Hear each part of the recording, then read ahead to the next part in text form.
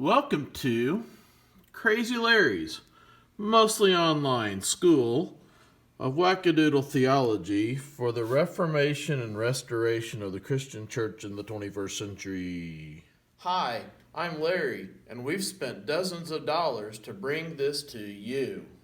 Hi, my name's Larry. This is Crazy Larry's, mostly online, Wackadoodle School of Theology for the Reformation and Restoration of the Christian Church in the 21st century. I told that to a friend this morning. He said, man, that's a really long title. I said, yeah, but that's the short title of it. So anyway, hey, today we're doing episode 10, season 1. This is a speculative, really wackadoodle theology. A couple episodes ago, we were talking about Cain and Abel and what was going on with them. I want to take that and we want to finish out Genesis chapter 4 today with Cain and Abel. Genesis 4 verse 12. After Cain killed Abel, God is putting a very specific curse on Cain. And this is what God says to him. Actually, let's pick up verse 10. The Lord said, "What have you done? Listen, your brother's blood cries out to me from the ground. Now you are under a curse and driven from the ground, which opened its mouth to receive your brother's blood from your hand." Verse 11 is really kind of strange because we have the ground actually becoming a character and opening up its mouth and receiving Abel's blood. This is important. This is important, and it's not just figurative. This isn't just make-believe, fancy, wackadoodle, crazy, figurative language. This is, I believe, there's more literalism here than we can even grasp. And here's why, okay? Watch what is happening. The ground is actually being forced to eat and become man. The ground is being forced to eat the blood of man. That has some spiritual depth into it when you think about things like communion, okay? But here it is. We have Abel, whose blood was shed, and this very specific curse that God puts on him is this. Verse 12. When you work the ground, it will no longer yield its crops for you. You will be a restless wanderer on the earth.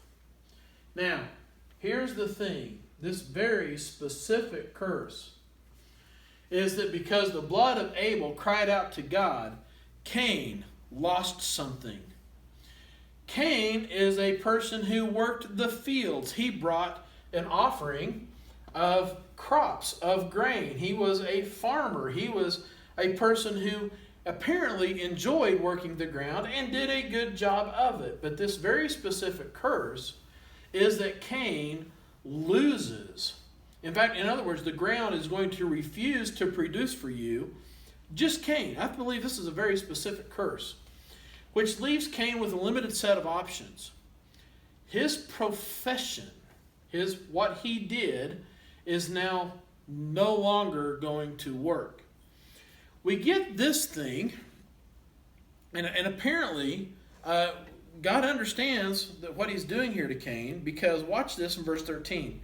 Cain said to the Lord, "My punishment is more than I can bear." In other words, please God, please don't take my work away from me. Because if I can't work, if I can't do the farming, what am I going to do? Well, that becomes interesting. And let's go on here in Genesis chapter 4. Because God said, "You will be a restless wanderer on the earth." He said, "My punishment is more than I can bear. Today you are driving me from the land, and I will be hidden from your presence. I will be a restless wanderer on the earth, and whoever finds me will kill me." But the Lord said to him, "Not so. If anyone kills Cain, he will suffer vengeance 7 times over." And then the Lord put a mark on Cain so that no one who found him would kill him. Now, to me, this is a strange thing of grace, because God is saying, you know what? the avenger of blood won't be taking vengeance upon you, but you are still going to be this restless wanderer. In the Hebrew, it is nainod, and I think I'm saying this one correct. It's nai. It's an ayin there. It's a noon and an ayin, and then nod for what? For wanderer. Crazy, really wackadoodle, speculative theology. Watch, just watch. I can be completely wrong. My concern is that I might be actually a little bit right, but this is going to be really crazy. Wanderer. This is an interesting word here, wanderer, okay? Because in early astronomy, we had these things that didn't fit the plan. They would wander. And in their wandering, basically it's called retrograde motion. A planet will come across the sky. It will go into retrograde as we're on the backside of a revolution here on the Earth watching a planet. And it makes this kind of motion. And these planets were called wanderers. But it gets a little crazier than that. There's a mark on Cain. He is a farmer. These words mean that they are unsettled, that there is some vengeance, that he's agitated. There's even some old Jewish traditions where Cain became very beast-like. He may have even, reminiscent of Nebuchadnezzar when he had all of his hair was matted. There's even one particular old Jewish book that talks about Cain growing a horn. That's a whole unique thing about that because he was wandering.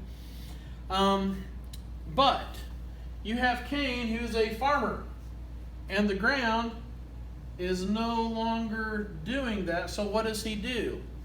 Some of the old Jewish traditions said that he kept up his robbing and murdering, that he never really changed from it. But then he does this crazy thing. He builds a city and names it after his son. Now, the reason I wanted to talk about this crazy thing, okay, is that you go through our old mythologies, okay? Think about Greek mythology, Roman mythology. There is a character who somehow protects farmers, crazy enough, and he does it by killing. Goes by two names, Ares in the Roman, Mars in the Greek. A farmer turned warrior / killer who has this whole idea about blood. Wait a second. We have a planet that is red. I don't know. Just follow that. I mean, this is so thin. Could be correct. I'm going to fast forward a little bit. Cain has a couple kids. We come down to this guy by the name of Lamech, who is a grandchild, great-great-great-grandchild of Cain, couple generations down. And in Genesis chapter 4, we have this crazy thing of Lamech. Let's go to verse 23 of Genesis chapter 4. Lamech said to his wives, Adah and Zillah, listen to me. The wives of Lamech, hear my words. I have killed a man for wounding me, a young man for injuring me. If Cain is avenged 7 times, then Lamech 77 times. It's such a weird passage. It seems to be a quote. Of something, whether it's poetic or whether it's a quote from a story. Lamech is the one who's doing it. Now, in some of these old Jewish traditions, there is high likelihood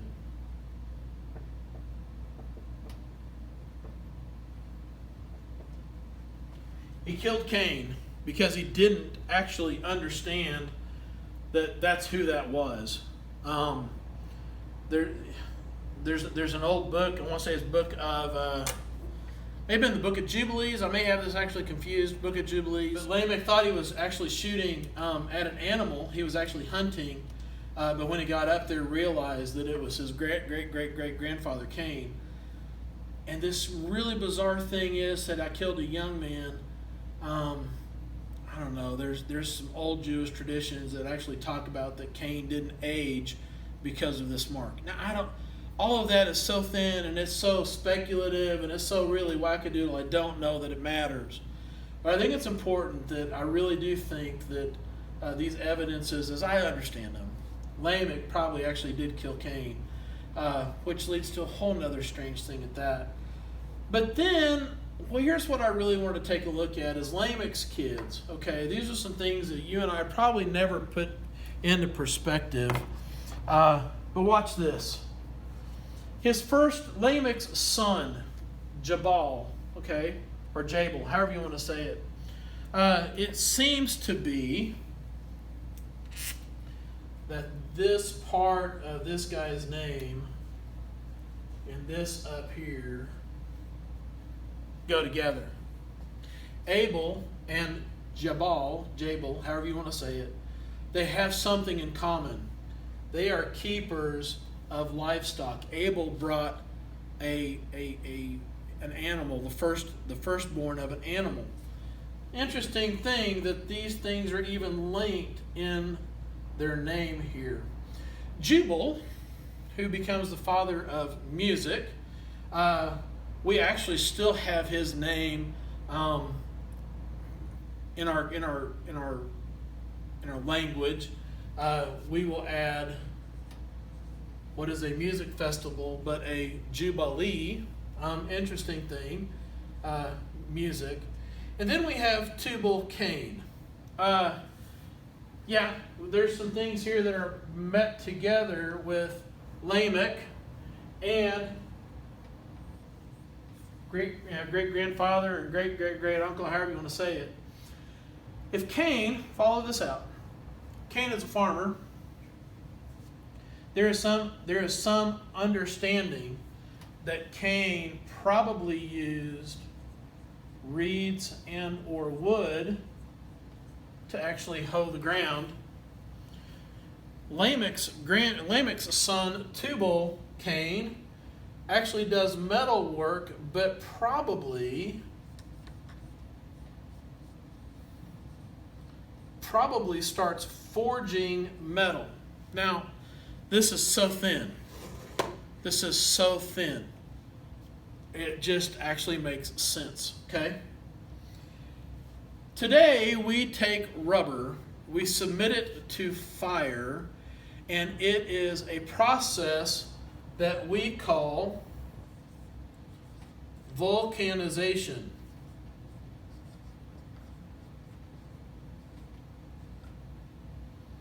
Watch this. Vulcan seems to be an adaptation of Cain. Okay? Now, what does all this mean? Okay? What does all this mean?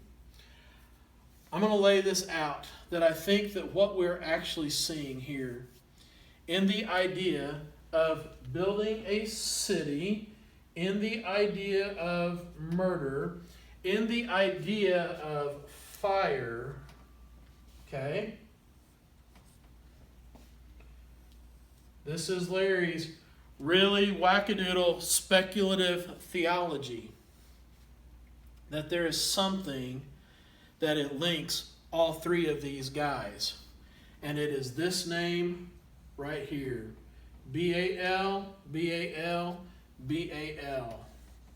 Which I would like to make the case that we are starting to see through the line of Cain a different type of religion that I think is carried on through the ark, through Ham. And this is the craziness that evolves, if you want to use that word, into Baal worship. That's my really, really wackadoodle speculative theology.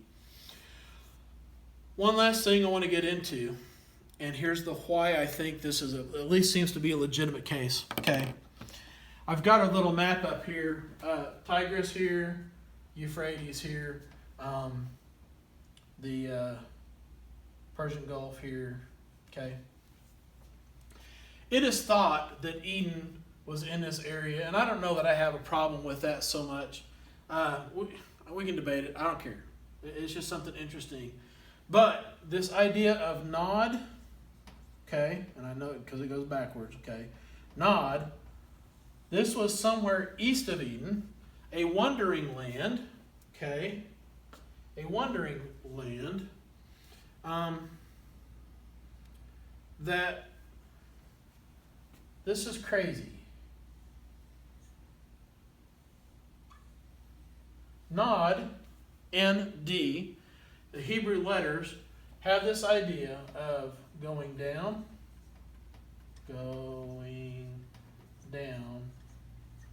and this idea of a door, okay? If there's an opposite of heaven, if there's an underworld, if there is this whole crazy thing that we've talked about in our idea of deep and the opposite of heaven, if we were to call this hell, it seems that these ideas, in my best estimation, can actually somewhat be traced in this entire line of Cain and Abel. Now, I could be wrong, and this entire thing could just be, hey, you know what, Larry's wackadoodle, and I'm okay with that. I really am. I really am. The reason I think this is important is because of this. There are roots, there are real roots of real things in a supernatural world. And here's what happens after we see this described with Cain and Lamech and his kids. Here's what's described at the end of Genesis chapter 4. Adam lay with his wife again, and she gave birth to a son and named him Seth, saying, God has granted me another child in place of Abel, since Cain killed him. Seth also had a son, and he named him Enosh. And it's at that time men began to call on the name of the Lord. I'm going to say it this way. Because of what Cain did with Abel by murdering a prophet, there was a whole great big area of hopelessness that started transpiring. And it's at this point in time that, okay, all of this crazy thing that we're getting ready to watch, we somehow understood that we did not want to keep ending up in this way. And so what we did is that we began to call on the name of the Lord. There's a lot of wackadoodle going on in our world right now. We would be wise to remember what's going on here in Genesis and duplicate the appropriate response. Call on the name of the Lord. Call on the name of the Lord. Hey, thanks for your time today. A little bit of crazy, a little bit of wackadoodle. Hopefully this wasn't too long. But anyway, you guys have an amazing day. We'll see you next time. Episode 11. Bye.